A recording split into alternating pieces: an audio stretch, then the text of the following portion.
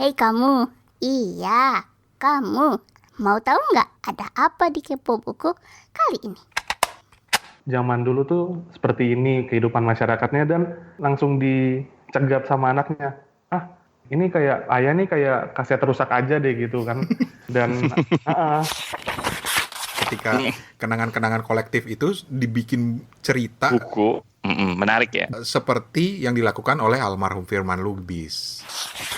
kita tuh seakan lagi mengalami situasi Jakarta waktu itu. Harus pada ngantri gitu. Ngantri minyak tanah, ngantri beras. Makanya zaman dulu gue tahu banget pohon kecapi itu kayak apa. Lu tahu cara buka kecapi nggak, Van? Nggak Kecapi tahu, tahu nggak nggak sih, tahu. Steven? Gua tahu. Nah, udah tahu kan? Dengerin lengkapnya di suarane.org ya.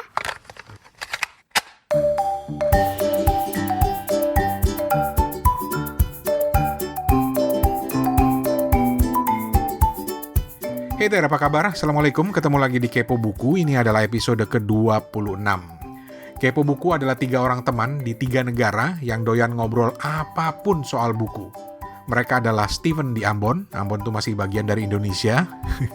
Terus ada Toto, anak asli Condet yang tinggal di Singapura. Kadang-kadang dia juga melipir ke Kuala Lumpur.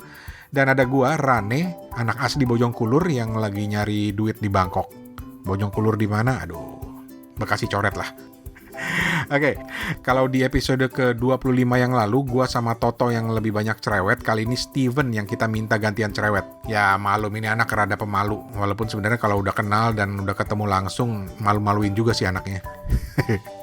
Tapi dia ini meskipun irit kata, sekali ngomong coy, dahsyat banget. Nah, Steven ini sepertinya punya ketertarikan pada sejarah, khususnya tentang sejarah di kota ya. Jadi hari ini dia mau cerita tentang 2 buku mengenai sebuah kota yang sudah disepakati bakal berubah status dari daerah khusus ibu kota menjadi provinsi biasa. Lo bayangin, bentar lagi anak Jakarta bakal disebut anak daerah cuy. Nah, 2 buku yang mau di-share Steven ini, satu lebih ke buku sejarah ya, tapi buku sejarah yang unik ya. Dan satu lagi adalah fiksi, tapi berlatarkan Jakarta. Penulisnya sama-sama bermarga Lubis, satu Firman Lubis, dengan bukunya Jakarta 1950 sampai 1970. Ini bukan sembarang buku sejarah ya, ntar lo dengerin sendiri. Terus buku kedua, ini fiksi yang berjudul Senja di Jakarta, karya wartawan senior Muhtar Lubis. Nah dari situ obrolan malah jadi melipir ke kota Jakarta di zaman gua sama Toto. Malum, kami ini masa kecilnya tinggal di kota itu. Walaupun Toto nggak mengakui gua anak Jakarta sebetulnya. Ya nggak apa-apa lah, biarin aja. Padahal dia juga anak condet. Ya udah, langsung aja. Selamat mendengarkan.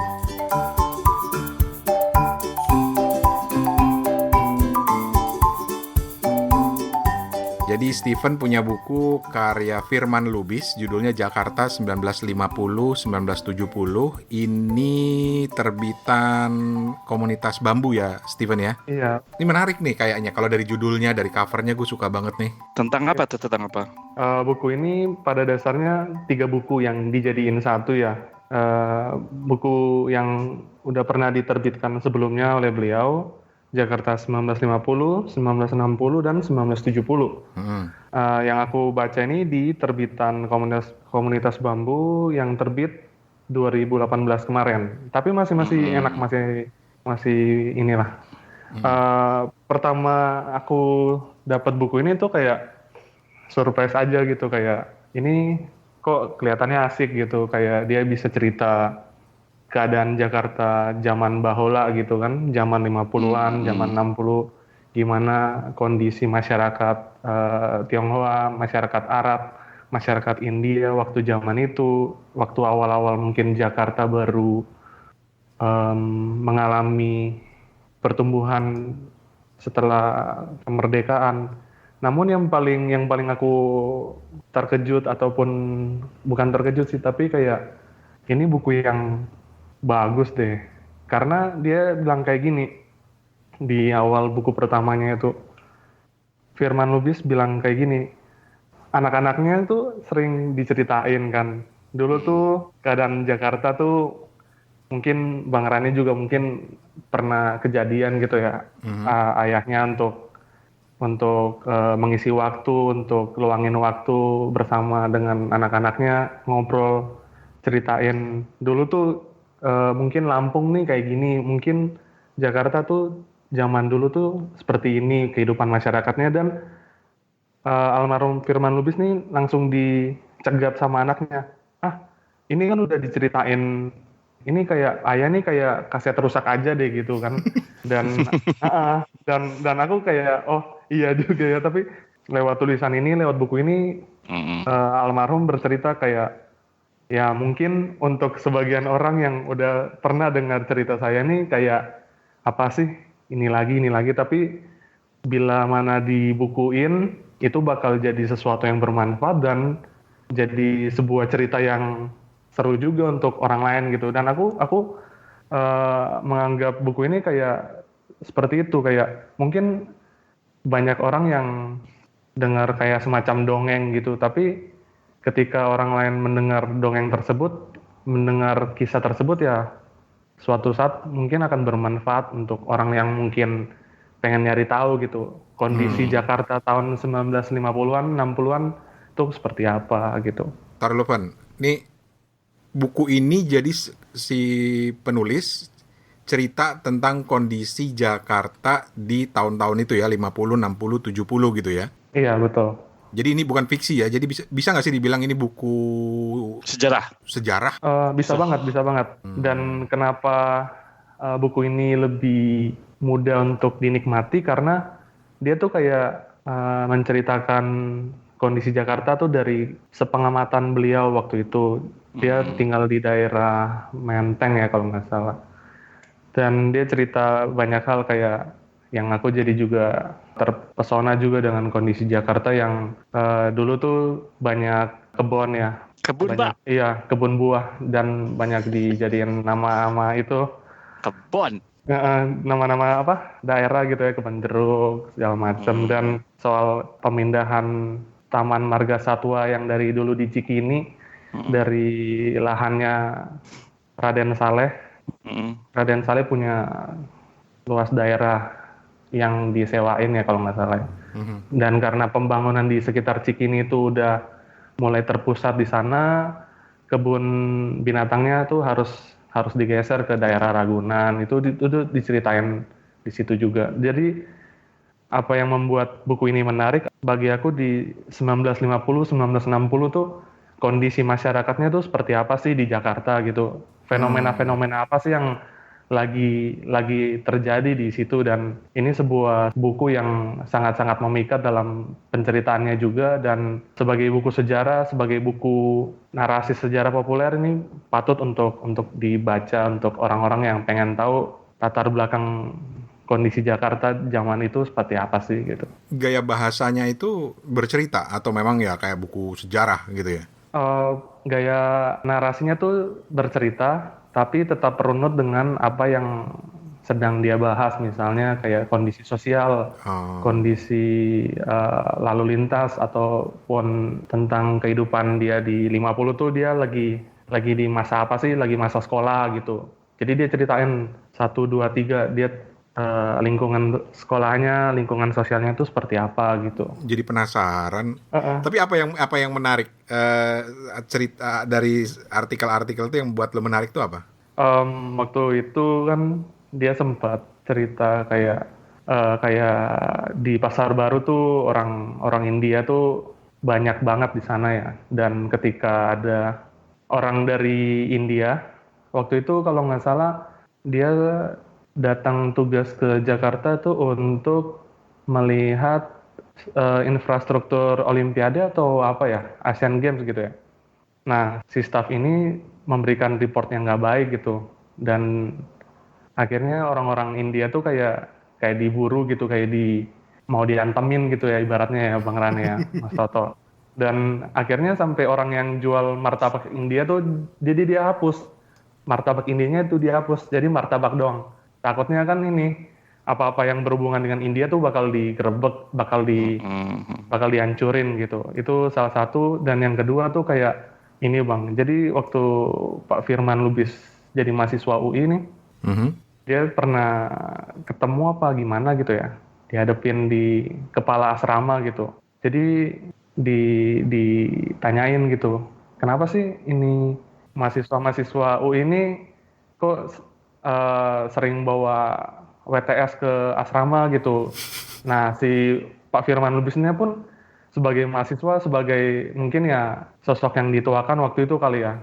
Dia juga ya mau bilang apa gitu kan. Salah satu staf dosennya tuh pun bilang kayak gini ya, ini udah jadi rahasia yang umum gitu ya, kayak gimana lagi orang mau mencari pelampiasan ya masa muda gitu kan, penatnya kuliah mungkin gitu ya, mau dibilang gimana pun nggak bisa gitu ininya asrama UI. Tapi sepanjang membaca buku ini tuh kayak kita diajak tamasya ke masa lalu, dan aku kira ini nih boleh juga nih ya, kita bikin diary semacam blog gitu ya Bang Rane ya, kayak tahun 2019, tahun 2020, mungkin ketika 2040 ya, kita tuh bisa bikin buku, misalnya Bangkok 2010, 2020. Kenapa enggak? Dan itu bisa jadi sesuatu karya yang kenapa enggak gitu, kayak Bang Rane bilang. Yoi. Oh iya ya, bisa juga gitu, kayak kita cerita aja gitu, kayak kita tulis hari ini menara ini baru muncul nih.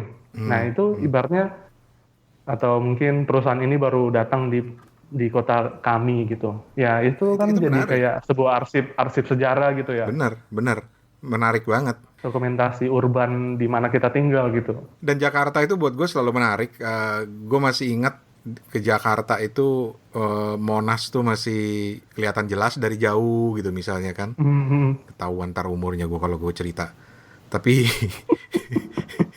Udah ketahuan juga. karena gue tuh nggak punya kenangan lama di Jakarta gitu ya.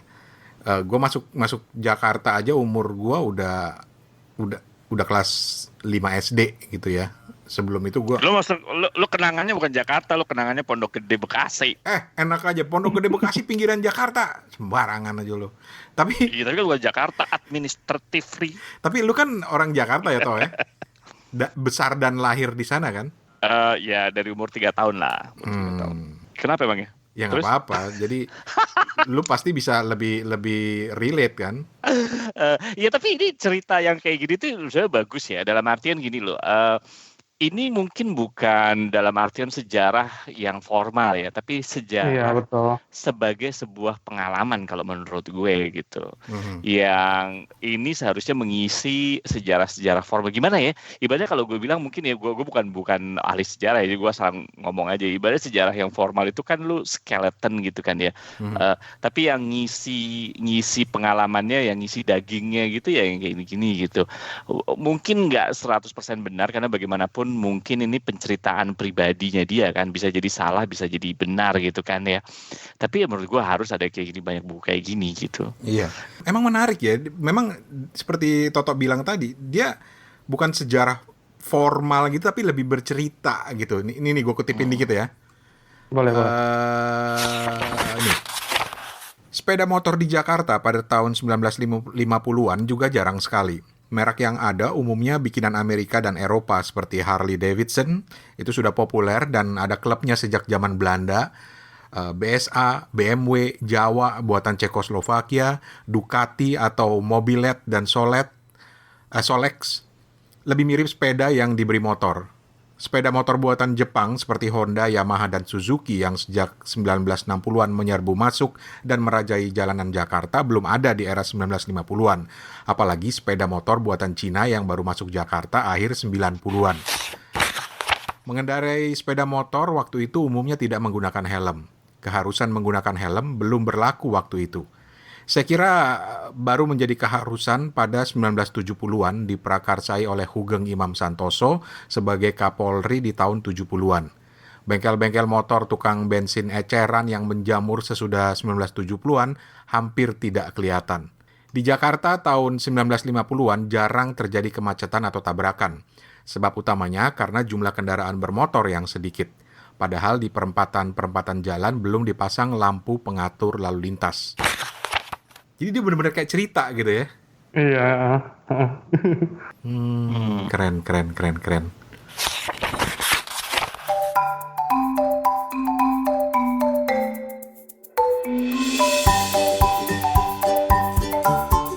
Condet gimana toh tahun 70 toh? Nggak tahu ya, gue pindah tuh tahun berapa, 80-an kali ya, 80. SD tuh gue umur berapa ya? Mungkin gue pindah sekitar tahun 80 kali ya di Condet. Gue juga masuk Jakarta 80-an dan satu-satunya kenangan Jakarta Tempo dulu yang masih gue rasain tuh oplet yang bayar masih 5 perak.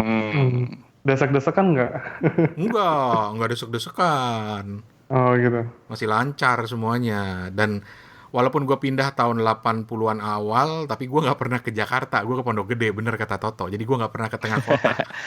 Nah, tapi gue kalau gue di Condet kan dulu ya, orang bilang dulu kalau zaman tahun-tahun 80-an gitu, lu kalau rumah di pinggir banget sih lu gitu kan ya. Kalau sekarang Condet udah bisa dibilang kita tuh tengah ya. Maksudnya yang nggak tengah-tengah banget, tapi ya orang sekarang tinggal lebih ke pinggir kan gitu, lebih secara administratif bukan Jakarta.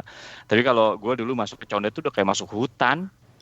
Literally masuk hutan memang. Jadi ada sebelum masuk jalan raya Condet dari depan gitu ya, itu gue tuh bahkan inget banget ada satu jalan raya Condet itu harus masuk ke dimana lu tuh kayak masuk apa men, kalau hutannya itu begitu lebatnya sehingga bisa ketutup gitu. Nah antara kanan dan kiri itu pohon-pohonnya tuh bisa nyambung gitu loh men, jadi kayak masuk benar-benar ditutup. Wah keren. Iya, itu masih ada zaman gue SD sampai mungkin kira-kira gue mau SMP. Jadi jalan raya Condet itu udah ada kan yang dari arah Cililitan ya? Udah ada jalan raya Condet. Nomor Metro Mini T53 dari dulu sampai sekarang juga ada gitu. Udah ada. Jadi lu kalau mau dulu, kalau ada lu di satu ketika pernah ngelihat di mana sopir Metro Mini kenapa duduknya miring, gue bisa jelasin secara sejarah men. Kenapa tuh? Metro Mini itu dulunya kecil men. Terus casingnya dibuat gede, casing luarnya. Tapi casing dasarnya tetap terkecil. Oke. Nah akhirnya itu kan jadi pedal gas segala macam tetap berada di tempatnya karena casingnya kecil. Tapi kan casing luarnya digedein.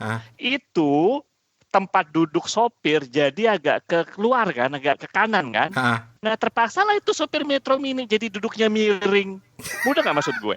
Oh, jadi dia miringnya ke kiri. Miringnya ke kiri karena bodi mobilnya dilebarin. Gua tahu pasti itu sejarahnya men. Tua lu ya Tok. Itu makanya jadi gue bisa cerita banyak sebenarnya kayak gitu ya sebenarnya ya, dari mulai becak masih ada sampai akhirnya becak dihapuskan kalau di Condet ya. Terus di Condet itu dulu cagar alam yang akhirnya gagal. Kalau menurut pendapat pribadi gue, ini kok jadi cerita sejarah ya, nggak apa-apa ya. Menurut pendapat pribadi gue itu karena banyak gusuran di daerah Menteng. Ada pindahlah ke pinggir gitu. Pindahlah ke Condet. Kenapa gue pindah ke Condet? Karena dulu kontrakan gue juga digusur. Gue itu dulu tinggalnya memang di Menteng Dalam yang sekarang digusur mungkin. Sombong. Menteng Dalam Pak. Oh Menteng Dalam. Gue masih ingat. Menteng Dalam Pak, dulu namanya gangnya Gang BB kalau nggak salah. Dulu tuh pakai huruf gitu, AAB. Daerah Palbatu situ, yang sekarang jadi Satrio, yang jadi Casablanca tuh. Nah dulu gitu. Sekarang mungkin rumah gue kalau dilihat-lihat ada yang jadi jalan.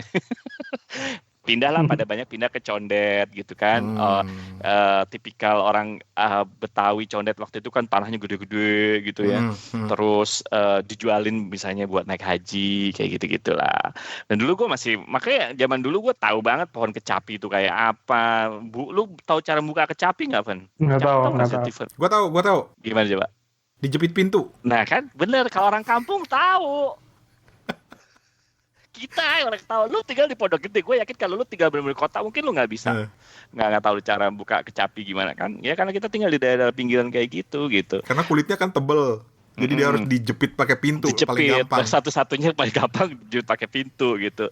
Bacang, lu tahu namanya bacang nggak? Bukan bacang yang nasi itu ya kayak gitulah. Mangga bacang kueni ya kalau orang Jawa bilang gitu kan. Nah gitu-gitu. Nyamuk gede-gede tuh. Nyamuk tuh literally gede ya, tapi bukan nyamuk comberan, nyamuk kebon men.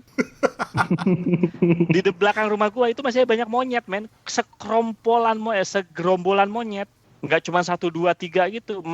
Monyet yang di Bali itu yang banyak itu. Kalah sama monyet di belakang rumah gue Condet. Seriusan. Jadi jadi gue masih inget lah kayak gitu-gitu. Jadi lu bayangin kurang lebih ceritanya almarhum Firman Lubis ini ya seperti Toto ini cerita tentang lingkungan dia gitu ya.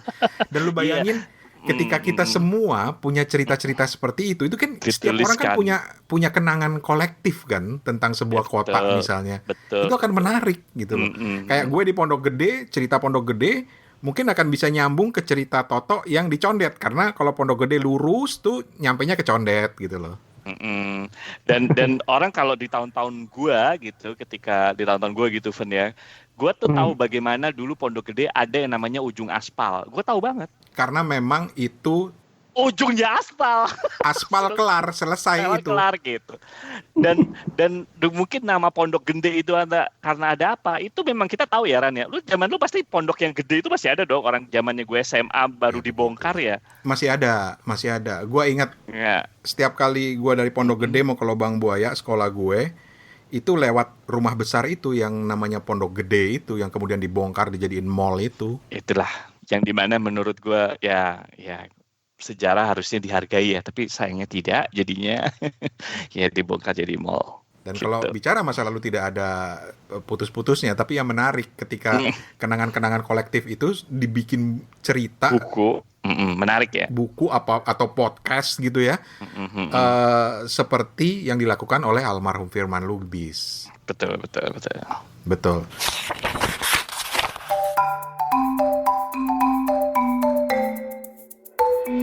Dan masih bicara soal Jakarta, Steven juga kayaknya temanya lagi tertarik sama Jakarta. Lu jangan-jangan mau pindah ke Jakarta, lu, Van? Kalau Enggak. orang Jakarta, Fen. Pacar di Jakarta kayaknya pacar nih. Enggak ada.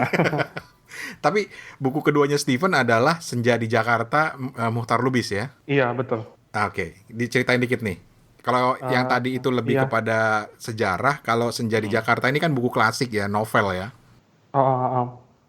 Nah, kenapa aku memilih membaca buku Senja di Jakarta ini juga karena salah satu buku yang menceritakan tentang kota, tentang kondisi sejarah Jakarta waktu itu adalah buku ini, Bang Rane, Mas Toto, Senja di Jakarta. Jadi novel ini aku beri 4 bintang dari 5 karena selain dia tuh menggigit ya dari awal ceritanya tuh, dia tuh bisa membuat kita tuh seakan lagi mengalami situasi Jakarta waktu itu, yang waktu itu untuk sembako harus pada ngantri gitu.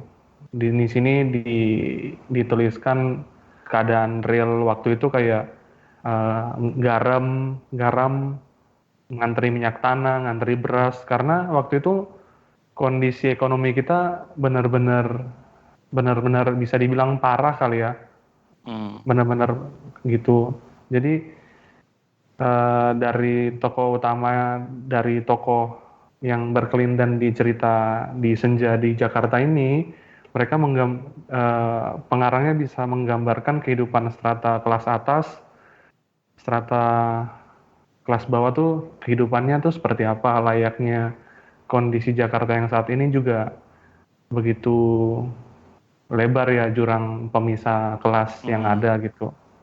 Di situ aku bisa kayak melihat kayak intrik-intrik politik, bisa melihat bagaimana sih seorang politisi bisa merangkak naik ke dalam sebuah kekuasaan dan betul-betul bisa memilih tergoda atau tidak tergoda lewat kekuasaan yang begitu besar yang bisa disalahgunakan oleh pihak-pihaknya gitu. Menarik untuk dibaca gitu. Ya, dan Senja di Jakarta ini juga salah satu buku yang udah gue baca, gue suka banget. Dan seperti kata Steven tadi, apa ya, suasana kota, suasana kehidupan sosial politik di sebuah masa itu mirip-mirip kok dari masa ke masa. Konteksnya Muchtar Lubis dengan Senja di Jakarta ini kan tahun 50-an ya, masih zaman-zaman kekuasaannya presiden pertama Soekarno gitu. Di situ diceritain bagaimana pergulatan politik salah satu petinggi partai yang kemudian ingin maju ke pemilu berikutnya, nyari dana gitu, terus membuat perusahaan-perusahaan apa ya istilahnya, perusahaan-perusahaan abal-abal gitu untuk nyari duit. Gitu. Jadi ada pergulakan politik diceritakan di situ. Di satu sisi juga pergulakan politik kelas bawah yang diwakili, misalnya salah satunya adalah tokoh pelacur gitu, terus ada tukang sampah gitu. Jadi konteks tahunnya aja beda. Ketika dipindahin ke konteks tahun sekarang mungkin ada kemiripan gitu dari novel Senja di Jakarta ini, dan itu menarik untuk memberikan gambaran seperti apa sih ibu kota kita tahun 50-an walaupun lewat novel. Kalau Firman Lubis kan lewat kesaksian dia ya.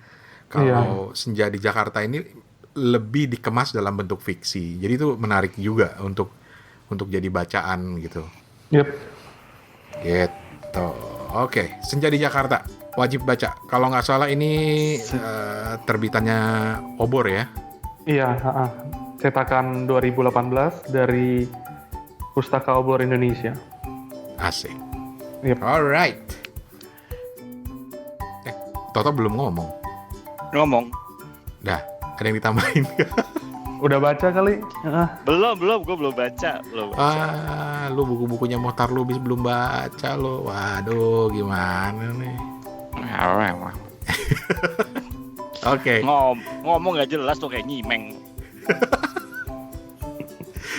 Dan itu tadi 2 buku dari Steven, Firman Lubis dengan Jakarta 1950 sampai 1970 dan Senja di Jakarta oleh Mohtar Lubis. Asik.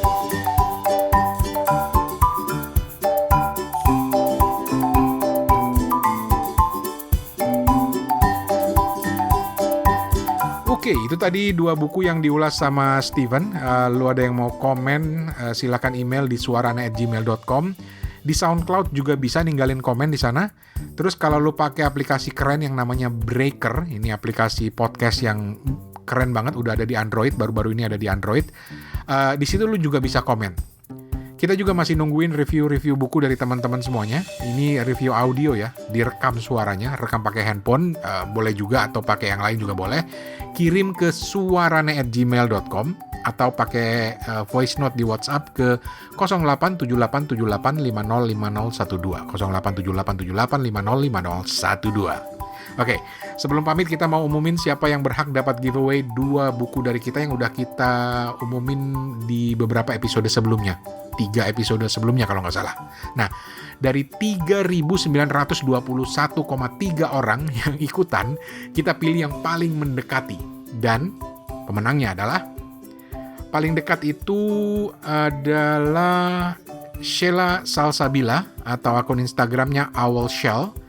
Karena Sheila ini paling dekat angkanya ya, yaitu 136 buku. Sheila, kamu boleh milih bukunya, silakan balas di DM Instagram dengan judul buku yang dimaui, antara Nawila karya Mbak Reda Gaudiamo atau Anissa Ihsani dengan Mencari Simetri. Nah, buku satunya bakal dikirim ke pemenang yang satu lagi, yang kedua, yaitu namanya Harat Zul IJ atau akun Instagramnya Harat Zul. Dia bilang ada 120 buku. Waduh, bedanya tipis dengan Sheila. Terima kasih Sheila dan juga Haratzul. Kalian berdua silakan kirim alamat dan nomor HP ke DM Instagram Kepo Buku atau ke email suarane@gmail.com atau ke WhatsApp 087878505012. Ya wes, makasih banget, appreciate banget buat yang udah ikutan. Wah, pokoknya keren lah. Dan appreciate banget buat lo yang selalu setia menunggu Kepo Buku untuk hadir. Jangan lupa follow kita di aplikasi-aplikasi podcast di HP kalian atau mainlah ke website suarane.org. Akhirnya atas nama Steven di Ambon, Toto di Singapura, gua Rane Hafid pamit, salam kepo. Kepo Buku. Jangan kepoin artis melulu cuy. Assalamualaikum.